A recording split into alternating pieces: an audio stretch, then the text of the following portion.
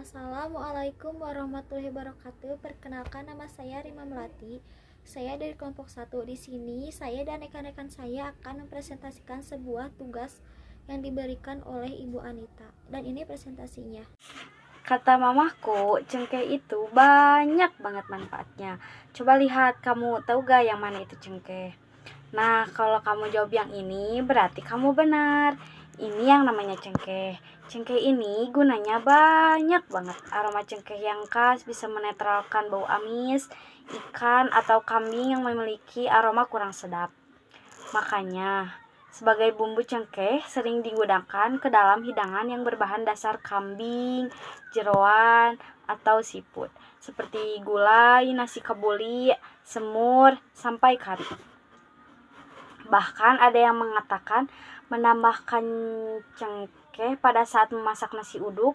Pokoknya cengkeh ini bikin semua makanan yang kita makan menjadi harum.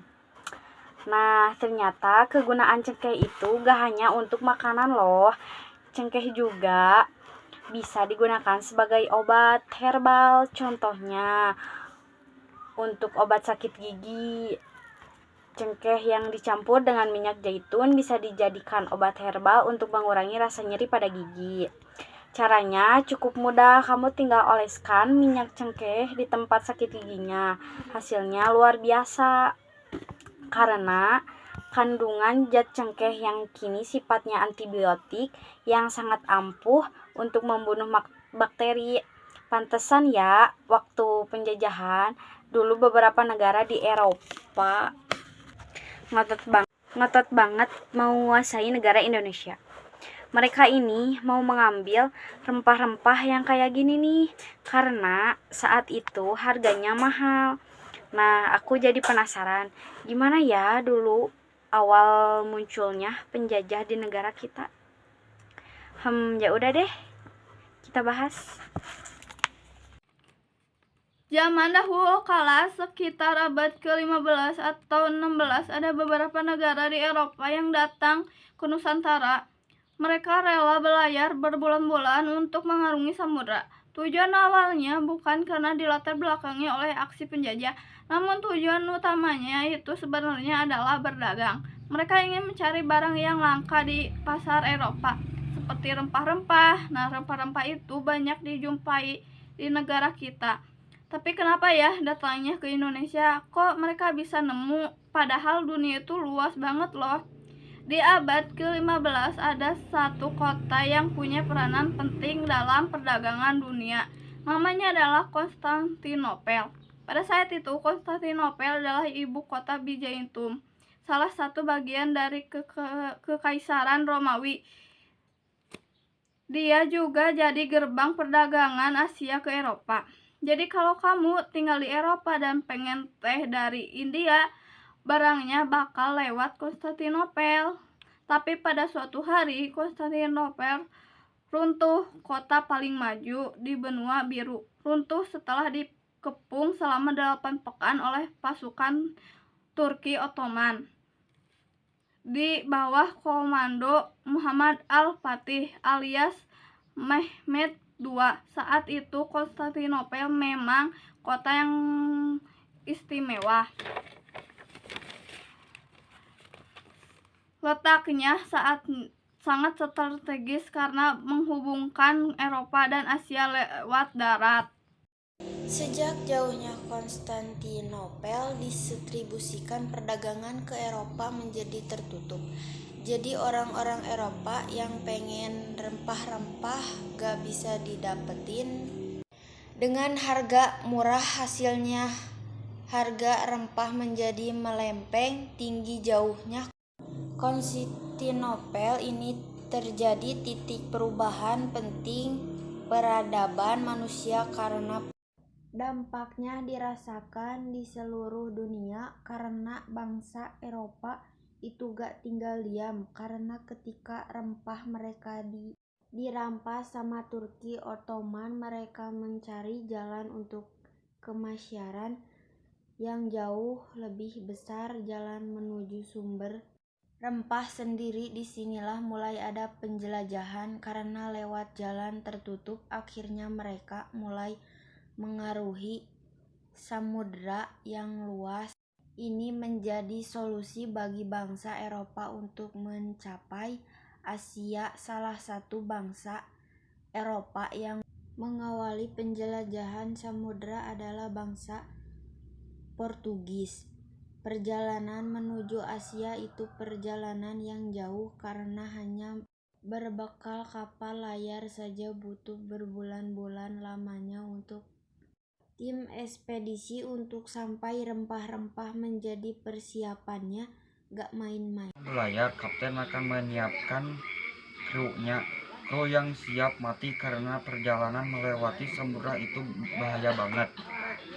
Selain kru mereka menyiapkan bahan makanan dan semua peralatan yang mereka butuhkan untuk perjalanan panjang. Salah satunya itu adalah kompas, penemuan teknologi yang penting sekali saat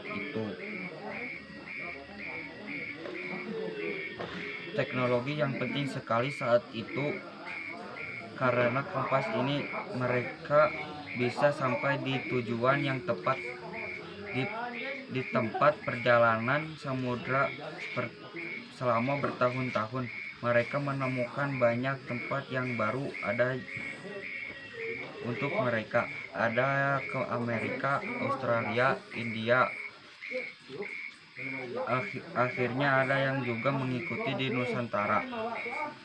Bangsa yang pertama menemukan Nusantara itu adalah bangsa Portugis di awal tahun 1911. Bangsa Portugis menemukan daratan India untuk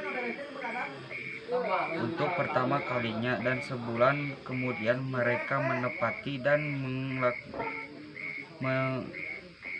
menaklukkan masyarakat di Malaka.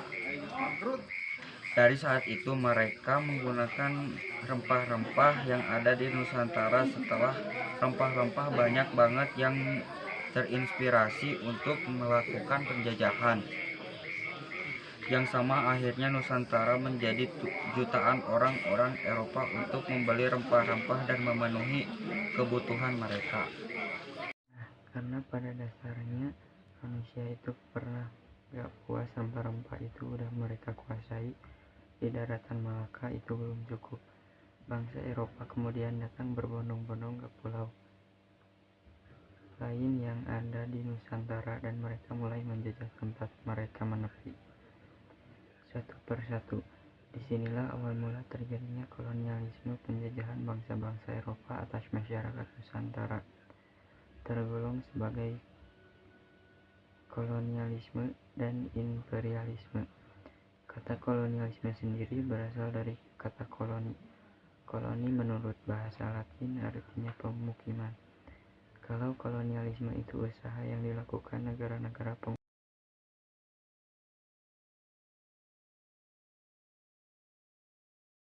penguasa, mereka akan membuat pemukiman daratan baru secara perlahan menurut sumber daya alam yang ada. Kolonialisme umumnya dilakukan oleh negara-negara yang memiliki kekuatan militer yang kuat saat itu. Negara-negara yang berkuasa itu adalah bangsa Portugis, Spanyol, Belanda, dan Inggris. Negara-negara tersebut berhasil menguasai negara-negara lainnya, termasuk masyarakat di daratan Nusantara, karena mereka mempunyai militer dan teknologi yang jauh lebih baik dibandingkan negara yang mereka jajah. Istilah lain yang mirip dengan kolonialisme itu adalah imperialisme. Kata imperialisme berasal dari kata imperator yang artinya memerintah. Imperialisme adalah upaya suatu negara untuk menguasai negara lain sehingga dia bisa memperoleh manfaat dari negara yang dikuasainya. Imperialisme adalah upaya suatu negara untuk menguasai negara lain sehingga dia bisa memperoleh manfaat dari negara yang dikuasainya. Imperialisme sudah ada sejak abad ke-19. Pada awalnya konsep imperialisme dicetuskan oleh Benjamin Disraeli, Perdana Menteri Inggris saat itu. Imperialisme ada dua jenis. Yang pertama yaitu imperialisme berdasarkan waktu, dan yang kedua adalah imperialisme berdasarkan tujuan. Kalau berdasarkan waktu, imperialisme dibagi menjadi dua jenis, yaitu imperialisme kuno dan imperialisme modern. Imperialisme itu terjadi sebelum revolusi industri di Inggris. Saat itu negara-negara ngelakuin imperialisme karena termotivasi oleh 3G. Yang dimaksud itu adalah gold, gospel, dan glory. Di imperialisme modern, motivasinya berbeda-beda. Negara-negara yang melakukan imperialisme modern didorong oleh faktor ekonomi dan kebutuhan industri. Misalnya, suatu negara bakal menguasai negara lain biar dia bisa memanfaatkan minyak yang ada di negara tersebut. Selain berdasarkan waktu, imperialisme juga dibagi berdasarkan tujuan. Ada 4 kelompok, yaitu imperialisme politik. Imperialisme politik adalah imperialisme yang didorong oleh keinginan untuk menguasai kehidupan politik suatu negara. 2. Imperialisme ekonomi. Imperialisme ekonomi yaitu imperialisme yang didorong oleh keinginan untuk menguasai perekonomian negara lain. 3. Imperialisme kebudayaan. Imperialisme kebudayaan adalah imperialisme yang didorong oleh keinginan untuk menguasai nilai-nilai kebudayaan negara lain. 4. Imperialisme militer, yaitu yang didorong oleh keinginan untuk menguasai wilayah negara lain yang strategis untuk memperkuat pertahanan negara. Semua jenis imperialisme modern ini tujuannya itu hanya untuk menguntungkan negaranya sendiri di masa yang akan datang.